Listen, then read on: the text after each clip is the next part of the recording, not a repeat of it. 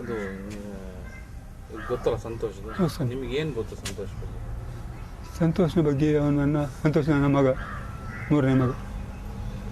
ಮತ್ತು ಅವನು ಚಿಕ್ಕ ಪ್ರಾಯದಿಂದ ಒಳ್ಳೆಯ ಭಕ್ತಿ ಮಾರ್ಗದಲ್ಲಿ ಬಂದವನು, ದೇವರ ಭಕ್ತಿ ಭಜನೆ ಮಾಡಿಕೊಂಡಿದ್ದವನು.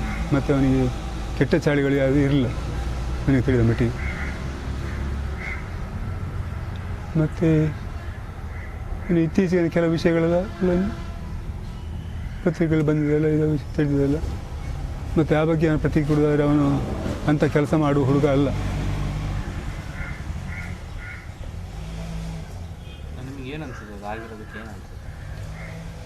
ಆಗಿದ್ದಕ್ಕೆ ನನಗೆ ಭಾಳ ದುಃಖ ಬರ್ತಾ ಉಂಟು. ಅಂದರೆ ನನ್ನ ಪ್ರೀತಿಯ ಮಗ ಅವನು, ಹಾಗೆ ಮಾಡುವ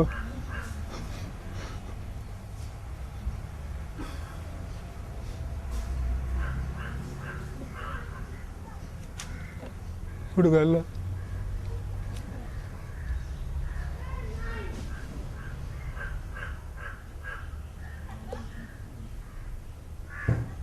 ಈಗ ಘಟನೆಯಿಂದ ನಮ್ಮ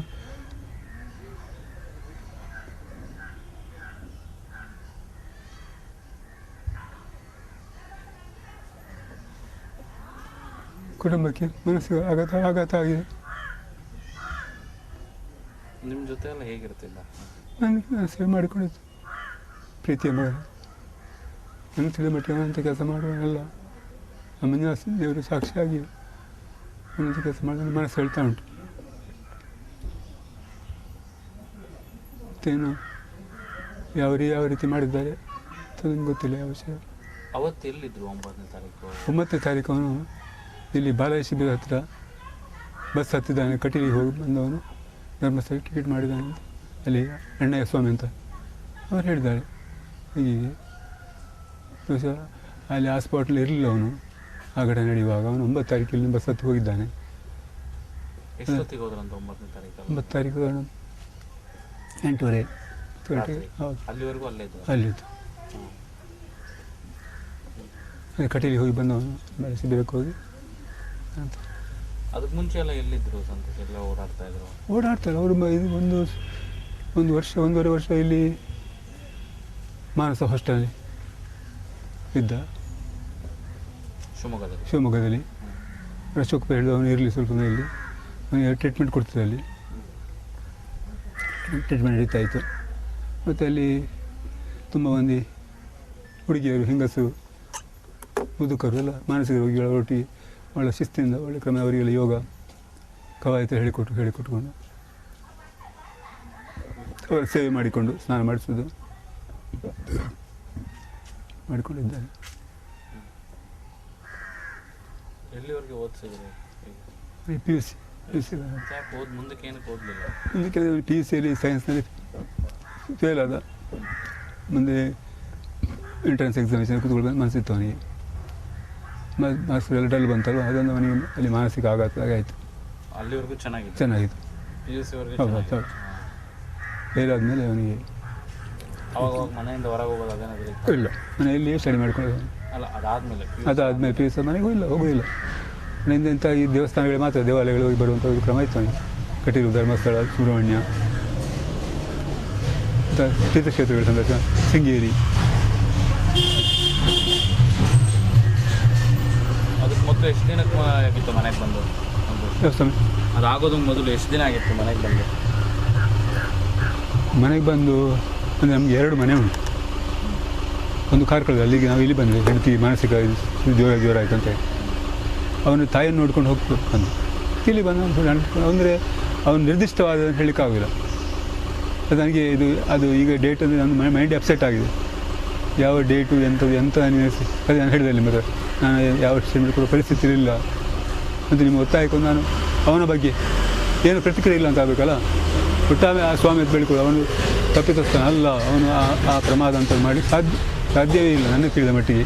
ಅಷ್ಟೊಂದು ನಾನು ಹೇಳಬಲ್ಲೆ ಅವನ ವೈಯಕ್ತಿಕ ವಿಚಾರ. ಮತ್ತು ನಾನು ನೋಡಿದ ಮಾಡೋದು ಇನ್ನು ದೇವರಿಗೆ ಬಿಟ್ಟದ್ದು.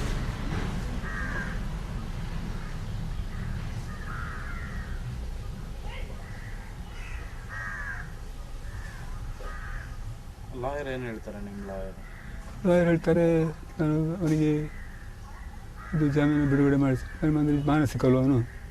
ಜಾಮೀನು ಬಿಡುಗಡೆ ಮಾಡಿ ನೀವು ಕಡೆ ಎಲ್ಲ ಅವನು ಮೈಂಡ್ ಯಾವ ರೀತಿ ಅವನು ಟರ್ನ್ ಅಂತ ಹೇಳಲಿಕ್ಕಾಗೋದಿಲ್ಲ. ಅಂದರೆ ಅವರು ಭಾರಿ ಇದು ಎಂಥದ್ದು ಅವರು ಅಶೋಕ್ ಹೇಳಿದೆ ಅಂತ ಅವನಿಗೆ ಏನು ಶಿಕ್ಷೆ ಕೊಡಬೇಡಿ ನೀವು, ಕ್ರಿಮಿನಲ್ ಇನ್ವೆಸ್ಟಿಗೇಷನಲ್ಲಿ ತುಂಬ ಇದು ಕೊಡ್ತಾರೆ ಅಂತಾನೆ ಡೇ ಆ್ಯಂಡ್ ನೈಟ್. ಅವನು ಹೇಳ್ತಾನೆ ತುಂಬ ಹೊಡೆದು ಇಡೀ ರಾತ್ರಿ ತೊಳೆದು ಹೊಡೆದೆಲ್ಲ ಬಡ್ದು ಪುಡಿ ಮಾಡಿದೆ, ಈಗ ಹೇಳಬೇಕು ನಾವು ಹೇಳಿಕೊಟ್ಟಾಗ ನೀವು ಹೇಳಬೇಕು. ಅಂದರೆ ಇದು ಫಿಲ್ಮ್ ಶೂಟಿಂಗ್ ಟೈಪ್ ಮಾಡಿದ್ದಾರೆ. ನನಗೆ ಮೈಂಡೇ ಅಪ್ಸೆಟ್ ಆಗಬೇಕು ಅಂತ ಹೇಳಿಕ್ಕೆ ಬರೋದಿಲ್ಲ. ಮತ್ತು ನಾನು ಹೆಚ್ಚು ಮಾತಾಡಲಿಕ್ಕೆ ಅವಕಾಶ ಕೊಡಲಿಲ್ಲ ಅವರು. ಮತ್ತು ತಂದೆ ತಾಯಿಯನ್ನೇ ಒಳಗೆ ಹಾಕಿ SP ಅವರು ಹೇಳಿದಂತೆ, ನೀನು ನಾವು ಹೇಳಿದ್ದು ಸತ್ಯ ಹೇಳಿದ ನಾವು ಹೇಳಿದಾಗ ಒಪ್ಪದಿದ್ದೆ ನೀವು ತಂದೆ ಅಂತಂದು ಒಳಗೆ ಹಾಕಿ ನಾನು ಬಡಿತೇವೆ ತಂದೆ ತಾಯಿಯನ್ನು ಫ್ಯಾಮಿಲಿ ಅಂತೇಳಿ SP ಅವರು ಹೇಳಿದರು. ನಿಮಗೋಸ್ಕರ ನಾನು ಈ ರೀತಿ ನಿಮಗೆ ಹೇಳಿದ್ರೆ ಹೌದು ಅವನ ಹತ್ರ ಹೇಳಿದ್ರಂತೆ. ಹೌದು ನನಗೆ ಸಹ ಅಲ್ಲಿ ಲೋಕಪ್ಪ ಕೂತ್ಕೊಳ್ತಿದ್ರು. ಅದಕ್ಕೆ ನಾನು ಹೇಳಿದೆ ಈಗ ನನಗೆ ಸತ್ಯ ತೆಗಿಸೋಣ, ಹೆಚ್ಚಿ ಹೇಳಲಿಕ್ಕೆ ಸಾಧ್ಯ ಇಲ್ಲ, ನನಗೆ ಹಾರ್ಟಲ್ಲಿ ವೀಕ್ನೆಸ್ ಉಂಟು, ಮತ್ತು ನಾನು ಪುಷ್ಟೀಕರಣ ಕೊಡೋದಿಲ್ಲ, ಇನ್ವೆಸ್ಟಿಗೇಷನ್ ಮಾಡ್ತಾರಲ್ಲ ಅಂತ ಹೇಳಿಕೊಂಡು. ಮೊಬೈಲ್ ಇತ್ತಾ? ಇಲ್ಲ ಮೊಬೈಲ್ ಇಲ್ಲ, ಮೊಬೈಲ್ ಯಾವುದಿಲ್ಲ. ಮತ್ತು ಹೌದು ಅವನು ಸನ್ಯಾಸಿದ್ದು ಭಕ್ತರಾಗಿ ತೀರ್ಥಯಾತ್ರೆಗೆ ಹೋದವನು. ಏನಾಗಿ ಅಂತ ಗೊತ್ತಿಲ್ಲ. ಅಂದರೆ ಅವರು ಒತ್ತಡ ಹಾಕಿದ್ದಾರೆ, ಇಲ್ಲಿ ಶಿಕ್ಷೆ ಕೊಟ್ಟಿದ್ದಾರೆ, ಮತ್ತು ಇದು ನಿನ್ನ ತಂದೆ ತಾಯಿಯನ್ನು ಕೂಡ ಒಳಗೆ ಹಾಕಿ ನಾವು ಎಂಕ್ವೈರಿ ಮಾಡ್ತೇವೆ ತಂದೆಯನ್ನು. ನಿಮ್ಮ ಹತ್ರ ಸಂತೋಷ ಏನು? ನಾನು ಸಂತೋಷ, ನಾನು ತಪ್ಪು ಮಾಡಿಲ್ಲ, ನನ್ನೇನು ತಪ್ಪು ಆಗಲಿಲ್ಲ. ಹೌದು ನಾವು ಮಾತಾಡಲಿಕ್ಕೆ ಕರೆದು ನಾನೇ ತಪ್ಪು ಮಾಡಲಿಕ್ಕೆ ಶಿಕ್ಷೆ ಕೊಟ್ಟು ಹೀಗೆಲ್ಲ ಈಗ ನಾವು ಹೇಳಿದ ಹಾಗೆಲ್ಲ ಇದು ನಾವು ಹೇಳಿದ ಕೇಳಬೇಕು, ಮತ್ತು ನಿಮಗೆ ಇದು ಕೇಸ್ ಬಿಟ್ಟು ಹೋಗ್ತದೆ, ಮಾನಸಿಕ ಅಲ್ಲ ಅದು ಮಾಡಿ ಇದೆಲ್ಲ ಶಿಕ್ಷೆ ಅನುಭವಿಸ್ಬೇಕಲ್ಲ. ನಮಗೆ ಜೀವಂತ ಇದ್ದು ಈ ರೀತಿ ಪರಿಸ್ಥಿತಿ ಬಂದು ದೇವರು ಕೊಟ್ಟು ಶಿಕ್ಷೆ ಆಯ್ತಲ್ಲ. ನಿಮ್ಮ ಹತ್ರ ಸಂತೋಷ ಏನು ಹೇಳಿದರು? ಸಂತೋಷ, ನಾನೇನು ತಪ್ಪು ಮಾಡಲಿಲ್ಲ, ನನ್ನ ಅಪರಾಧ ಎಲ್ಲ, ನನ್ನನ್ನು ಬಲಾತ್ಕಾರವಾಗಿ ಕರ್ಕೊಂಡೋಗಿ ಅಲ್ಲೆಲ್ಲ ಇದು ಫಿಲ್ಮ್ ಇದು ಚಿತ್ರೀಕರಣ ಇದು ಮಾಡಿದ್ದಾರೆ. ಮತ್ತು SP ಅವರು ಹೇಳಿದ್ರು ನಿಮ್ಮ ತಂದೆಯನ್ನು ಒಳಗೆ ಹಾಕಿ ನಾವು ಬಡಿತೇವೆ ಅದಕ್ಕೆ ಇನ್ನು ನಾವು ಹೇಳಿದಾಗ ಕೇಳಬೇಕು. ಮತ್ತು ನಾವು ನಿಮ್ಮ ಉದ್ದೇಶ ನಿಮಗೇನು ತೊಂದರೆ ಆಗೋದು ಬೇಡ ಅಂತ ನಾನು ಒಪ್ಪಿಕೊಂಡಿದ್ದೇನೆ. ಜೈಲಿಗೆ ಹೋಗ್ತಾ ಇದ್ರಾ? ಹೌದು, ಅಪರೂಪಕ್ಕೆ ಮೇಲೆ ಕೆಲವೊಮ್ಮೆ ಇದು ಕೊಡ್ತಿರಲಿಲ್ಲ. ಅಪರೂಪ ಈಗ ಮೊನ್ನೆ ಇದು ತಾರೀಕು ಇತ್ತಂತೆ, ಮೊನ್ನೆ ನಾಡು 31 ಉಂಟು ಹೇಳ್ಬೇಕು ಎಲ್ಲರೂ. ನಾನು ಅಪರೂಪ ಮೇಲೆ ನೋಡಬೇಕು ಮನಸ್ಸಾದರೆ ಇದು ಈ ಕರಳು ಕುದಿದು ಕಣ್ಣೀರು ಎಂತ ಮಾಡೋದು ಮಕ್ಕಳು ನೋಡಿ ಬರುವಂತ.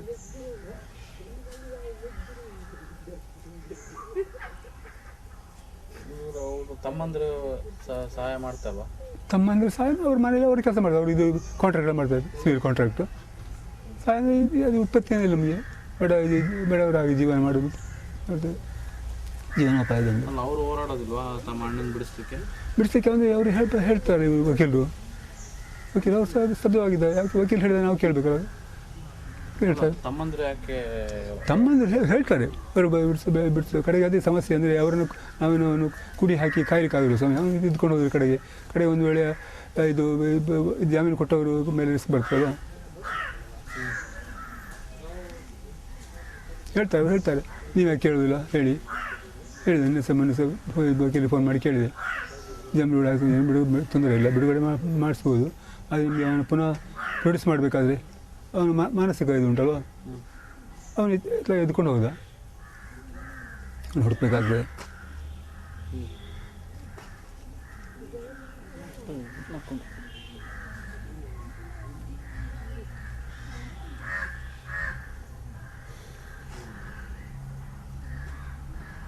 ಕೊನೆಗೆ ಯಾವಾಗ ಭೇಟಿಯಾಗಿದ್ರು ಸಂತೋಷ? ಅದೇ ಕರೆಕ್ಟ್ ಡೇಟ್ ಗೊತ್ತಾಗಿ ನನಗೆ ಎಷ್ಟು ದಿನ ಅಂದಾಜು? ಅಂದಾಜು ಒಂದು 15-20 ದಿನ ಆಯ್ತು ಅಂತ. ಹೌದು, ಅಲ್ಲಿ ಜೈಲಿಗೆ ಹೋಗಿದ್ದು? ಹೌದು. ಏನು ಹೇಳಿದ್ರು, ಏನಾದ್ರು ಮಾತಾಡಿದ್ರ? ಅದೇ ಬಿಡುಗಡೆ ಮಾಡಿ ಜಾಮೀನು ಕೊಡಿ ಅಂತೇಳಿ ಮಾತಾಡ್ತಾರೆ. ಹೌದು, ಜಾಮೀನು ಕೊಡಿಸ್ತಾರೆ.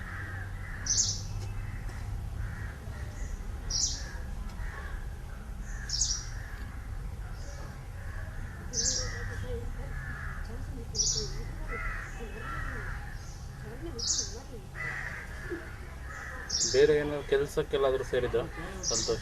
ಕೆಲಸಕ್ಕೆ ಇದು ಬದೇ ಕೆಲಸಕ್ಕೆ ಎಲ್ಲಿ ಈ ಹೋಟೆಲಲ್ಲಿ ಅದರಲ್ಲಿ ಅರ್ಧ ಇದಕ್ಕೆ ಟೈಮ್ ಪಾಸಿಗೆ ಒಂದು ಬೇಕಲ್ವ ಜೀವನ ಹೋಗ್ತಾ ಇದ್ರು ಹೋಟೆಲ್ ಹೌದು ಹೌದು ಹೋಟೆಲ್ ಕೆಲಸ ಹೋಗ್ತಾರೆ. ಇಲ್ಲಿ ಯಾವ ಹೋಟೆಲ್ ಕೆಲಸ ಮಾಡ್ತಾ ಇದ್ರು?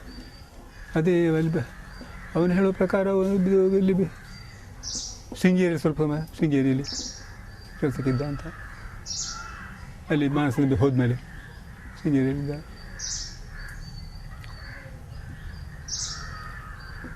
ಅದ ನಂತರ ಧರ್ಮಸ್ಥಳದಲ್ಲಿ ಹತ್ರ ಎಲ್ಲಾದರೂ ಕೆಲಸ ಮಾಡಿದ್ರಾ? ಧರ್ಮಸ್ಥಳದಲ್ಲಿ ಎಲ್ಲಿ ಕೆಲಸ ಮಾಡಿದ್ರು? ಅವನು ಆ ದಿನ 9 ತಾರೀಕಿಗೆ ಇದು ಈ ಅವನ ರಿಸೀಟಲ್ಲಿ ಪೂಜೆ ಮಾಡಿಸಿದ್ದಲ್ಲ ಸೈಲಿ ದೇವಸ್ಥಾನ ಪೂಜೆ ಮಾಡಿಸಿದ್ದಲ್ಲ ಎಲ್ಲಿಗೆ? ಶೃಂಗೇರಿಯಲ್ಲಿ ಮತ್ತು ಕಟೀಲು ಸುಬ್ರಹ್ಮಣ್ಯ ಎಲ್ಲ ಸೈಲಿ. ಆ್ಯಕ್ಚುಲಿ ಆ ಡೇಟಿಗೆ ಅಲ್ಲಿ ಇರಲಿಲ್ಲ. ಮತ್ತು ಅದಕ್ಕೆ ಪ್ರೂಫ್ ಬೇಕಲ್ಲ, ತಿಳಿಸ್ಬೇಕಲ್ಲ.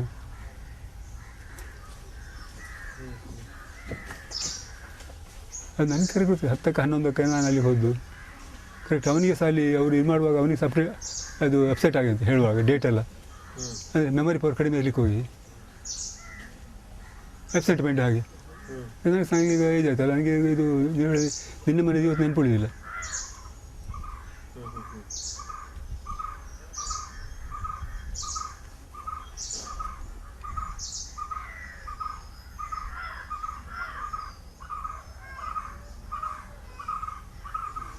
ಈಗ ಏನು ಮಾಡಬೇಕು ಅಂತ ಇದ್ರೆ ಮುಂದೆ? ಎಂತ ಮಾಡಿಸ್ಬೇಕು, ದೇವರೇ ಕಾಪಾಡಬೇಕು ನಾನು ಅಂತ ಹೇಳಿದ್ದೆ. ತಮ್ಮದೇ ಅಲ್ಲ, ನೀವು ಇದು ಅಧಿಕಾರಿಗಳಾಗಿದ್ದರೆ ಮತ್ತು ನಿಮ್ಮ ಇದು ಅಲ್ಲ, ಮತ್ತು ವಕೀಲರು ಅಧಿಕಾರಿಗಳು ಸರ್ಕಾರ ಇದು ತೀರ್ಮಾನ ಯಾವ ರೀತಿ, ಮತ್ತು ಇವನು ಮಾನಸಿಕ ಆಗಲಿಕ್ಕೆ ಹೋಗಿ ನಾನು ಅಂತ ಹೇಳಲಿಕ್ಕಿಲ್ಲ. ಪೊಲೀಸ್ನವ್ರು ನಿಮ್ಮ ಹತ್ರ ಬಂದಿದ್ದಾರಲ್ಲ, ಹೌದು. ಆಗ ನಿಮ್ಮ ಹತ್ರ ಏನಾದರೂ ಬಲವಂತ ಮಾಡಿದ್ರಾ? ಬಲವಂತದೇ ನಮ್ಮನ್ನು ಕೂಡ ಹಾಕಿದ್ದಾರೆ ಇವಾಗ 2-3 ಅಲ್ಲ, ನಿಮ್ಮ ಹತ್ರ ಬಂದಾಗ ಪೊಲೀಸ್ನವರು ಹೌದು ನಿಮ್ಮ ಹತ್ರ ಏನಾದರೂ ಬಲವಂತ ಮಾಡಿದ್ರಾ? ಬಲವಂತ ನೀವು ಅದಕ್ಕೆ SP ಎಂಕ್ವೈರಿ ಮಾಡುವ ಹಾಗೆ, ನೀವು ಅದನ್ನು ಇದು ಮಾಡೋದು ಬೇಡ, ನಾವು ತನಿಖೆ ಮಾಡಿದ್ದೇವೆ ಹಾಗೆ ಹೀಗೆ ಅಂತ ಹೇಳಿದ್ರು. ಮತ್ತು ಅವನಿಗೆ ಹೇಳಿದಂತೆ ಹೀಗೆ ಹೇಳಿದ ತಂದೆಯನ್ನು ಅವನು ಎಂಕ್ವೈರಿ ನಿಮ್ಮ ಹತ್ರ ಏನಾದರೂ ಹೇಳಿದ್ರು? ನಾನು ಅದೇ ನಾನು ಆ್ಯಕ್ಟ್ ಮಾಡಿದ್ದು ಹೇಳ್ಕೊಡೋಗಿ ಹೀಗೆ ಮಾಡ್ತೇವೆ ಅಂತ. ಅಲ್ಲ, ನಿಮ್ಮ ಹತ್ರ ಏನಾದರೂ ಹೇಳಿದಾರ ಆ ಪೊಲೀಸ್ನವರು? ಅದೇ ಅವರು SP ಹೇಳಿದರು, ಅವನು ಮಾನಸಿಕ ಆಗಿ ಕೇಸ್ ಬಿಟ್ಟು ಹೋಗ್ತದೆ. ಕೇಸ್ ಮಾನಸಿಕ ಅಲ್ವಾ, ಕೇಸ್ ಬಿಟ್ಟು ಹೋಗ್ತದೆ. ಆದರೆ ಎಂತ ಮಾಡಿದ್ರು ಅವರು, ಅಲ್ಲಿ ವಿಮೆನ್ಸಿ ಕರ್ಕೊಂಡೋಗಿ ಅಲ್ಲಿ ಡಾಕ್ಟ್ರ್ ಹೇಳಿ ಇದು ಮಾನಸಿಕ ಅಲ್ಲ ಅಂತ ಅಶೋಕ್ ಪೈ ಹೇಳಿದರು. ಅದು ಒಂದು ವೇಳೆ ಮಾನಸಿಕ ಅವನಿಗೆ ಅಲ್ಲ ಅಂತ ಹೇಳಿದರೆ ಆ ಡಾಕ್ಟ್ರಿಗೆ ಮಾನಸಿಕ ಅಂತ ಹೇಳಬೇಕು ಅಂತ ಹೇಳ್ತಾರೆ ಅಶೋಕ್ ಪೈ. ಅಂದರೆ ಅವನು ಯಾವ ರೀತಿ ಹೇಳಿದ್ದಾರೆ ಅವರು ಅಂತ ಅವರು ಮಾನಸಿಕ ಡಾಕ್ಟ್ರಿಗೆ ಅವನು ಇದಕ್ಕೆಲ್ಲ ಅವ್ರು ಸರ್ಟಿಫಿಕೇಟ್ ಕೊಟ್ಟಿದ್ದಾರೆ ಅಂತ ಹಾಗೆ ಹೇಳ್ತಾರೆ. ಮತ್ತು ನಮಗೆ ಅವರಿಗೆ ಬಿಟ್ಟಂದರೆ ಅವರು ಕಲ್ತವರ್ಗ ಕ್ವಾಲಿಫೈಡ್ ಅಲ್ಲ, ಮತ್ತು ಯಾವ ರೀತಿ ಅವರು ಅದನ್ನು ಸರ್ಟಿಫಿಕೇಟ್ ಕೊಟ್ಟಿದ್ದಾರೆ ಅಂತ ನಮ್ಗೆ ಗೊತ್ತಿಲ್ಲ. ಅವರು ಮತ್ತು ಹೀಗೆ ಹೇಳಿದರು, ಕಂಡೀಷನ್ ಎಲ್ಲ ಹಾಗೆ ಇಲ್ಲ ಒಂದು ಮಾನಸಿಕ ಇಲ್ಲ ಅಂತ ಮಾಡ್ತದೆ ಅಂತ. ಆದರೆ ನಾವು 10 ವರ್ಷದಿಂದ ಅಶೋಕ್ ಪೈ ಔಷಧಿ ಮಾಡ್ತಾಯಿತ್ತು. ಅವರೀಗ ಇದು ಸುಳ್ಳು ಟ್ರೀಟ್ಮೆಂಟ್ ಕೊಡಲಿಕ್ಕಾಗ್ತದೆ. ಒಂದು ಕೆಲವು ಲಕ್ಷ ರೂಪಾಯಿ ಖರ್ಚಾಗಿದೆ, 2-3 ಲಕ್ಷ ರೂಪಾಯಿ ಅವನ ಬಗ್ಗೆ.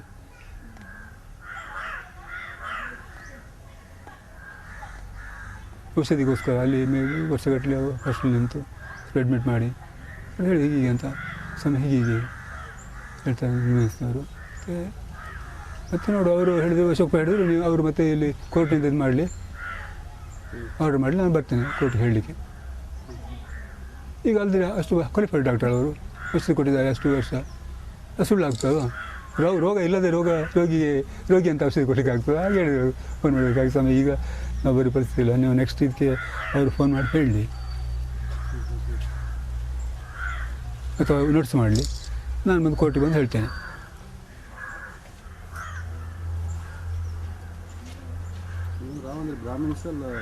ನಾವು ಕೋಟೆಗೆ ಸರ್, ಕೋಟೇಶ್ವರಿ ರಾಮಕ್ಷೇತ್ರ ಅಂತ ಹೇಳ್ತಾರಲ್ಲ, ಹೌದು. ನಮ್ಮದು ಇವರಿದ್ದಾರಲ್ಲ ಗಗನ್ದೀಪ್ ಅಂತಿದ್ದಾರೆ IGP ಅವರು ನಮ್ಮ ಜೊತೆ ಕೋಟೆ ದೂರ ಸಂಬಂಧ.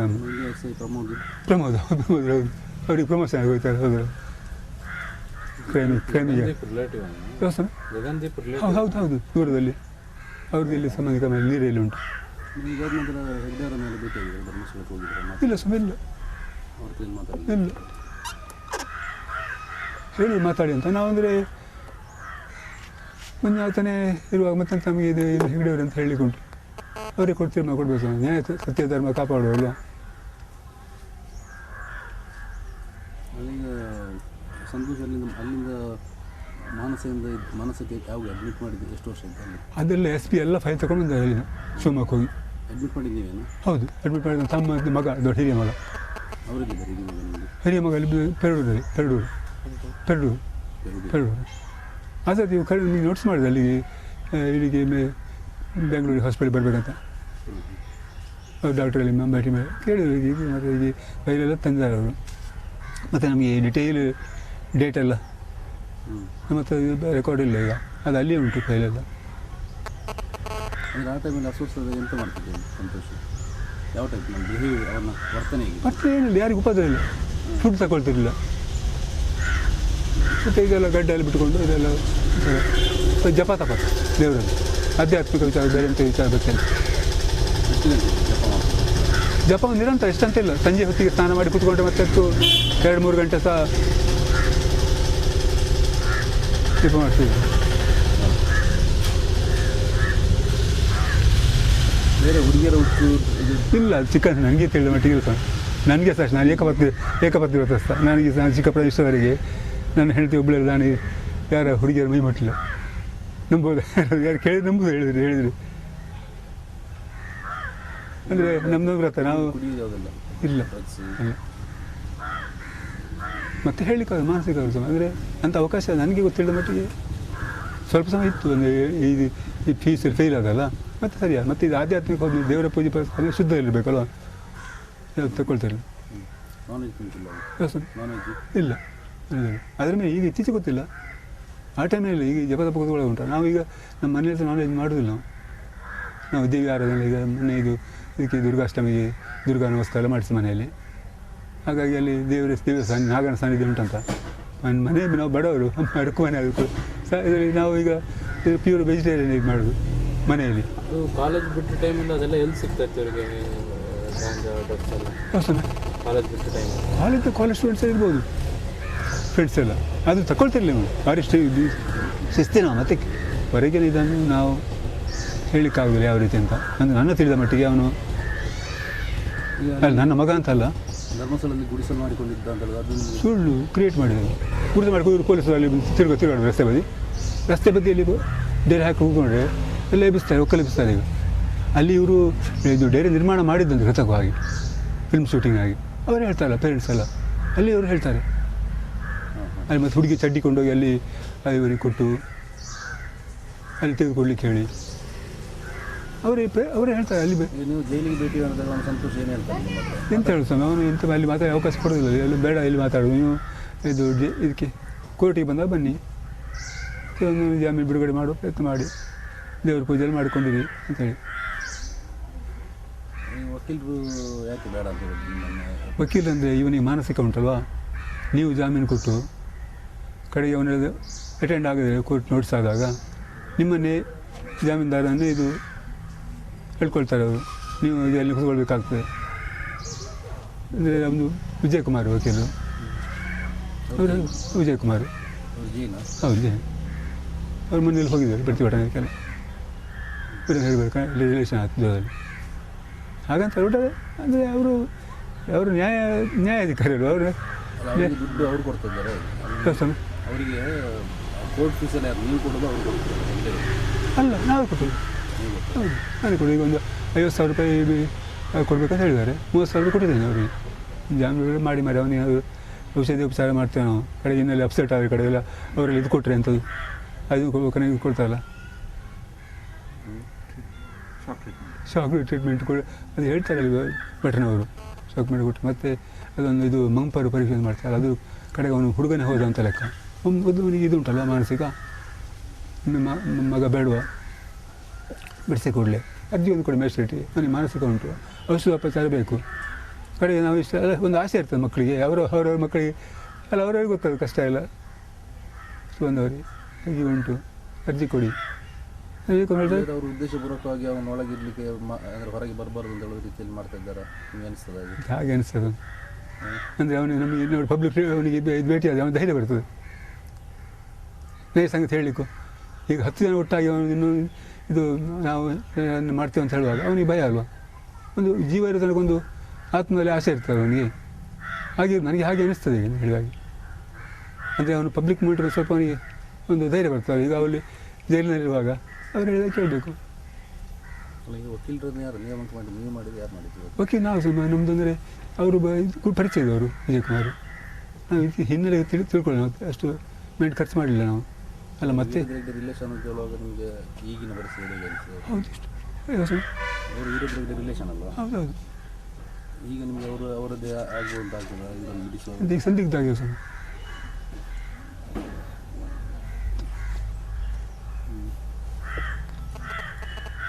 ಅವತ್ತು ಇವರು ಊರವರೆಲ್ಲ ಇಟ್ಕೊಟ್ರಲ್ಲ ಸರ್, ಹಾಂ ಸರ್. ನಿಮ್ಮ ಮಗನ ಇಟ್ಕೊಟ್ರಲ್ಲ, ಹೌದು ಹೌದು. ಅವತ್ತು ನೀವು ನಿಮ್ಮ ಮಗನ ಮೀಟ್ ಆಗ ಇಲ್ಲ, ಅದು ನಂತರ ಫೋನ್ ಮಾಡಿದ್ದು ನಮಗೆ.